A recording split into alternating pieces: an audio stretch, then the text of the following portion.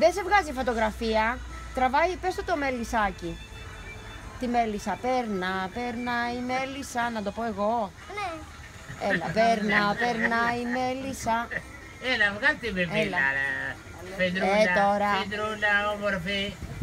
Όμορφη. Πέτρα. Είπαμε όταν μας κοιτάει ο άλλος, αυτά είναι αγκάθια, τρυπάνε. Πήγαινε πίσω. Πέτρα. Φέντρα, εδώ. Κοίταξε να σου δείξω. Κοίταξε να δεις εδώ πέρα τώρα. Μετά θα σου δείξει Θα το δεις τώρα βίντεο. τι θα ο πάθεις Φίος. να πούμε την πιπίλα. Μετά θα σου Κάτι δείξει. πιπίλα, Πέτρα, να πούμε, άμα τρελάνεις τελείως. Είναι μεγάλη. Μπράβο, έτσι, αφού είσαι κοπελάρα να πούμε, γιατί μου κάνεις τέτοιες ιστορίες. Εγώ δεν θέλω τίποτα. Τι δεν θέλεις. Τίποτα. Για πες του θείου Μάνου που πήγαμε στις Κούνιες και τι αγοράσαμε εμείς εχθές. Για πες του. Τι αγοράσαμε Πέρασε ο εχθές. κύριος Μουστάκας από εδώ και μου λέει.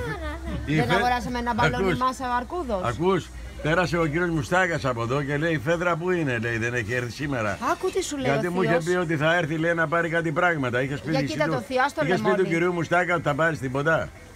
Τι είπες στον κύριο Μουστάκα εσύ ότι Του είχες πει ότι θα ήθελες? πάρει τίποτα του κυρίου Μουστάκα. Ένα γατάκι γούνινο. Ένα γαλάκι. Γούνινο και της το έφερε ο παππούς. Εδώ.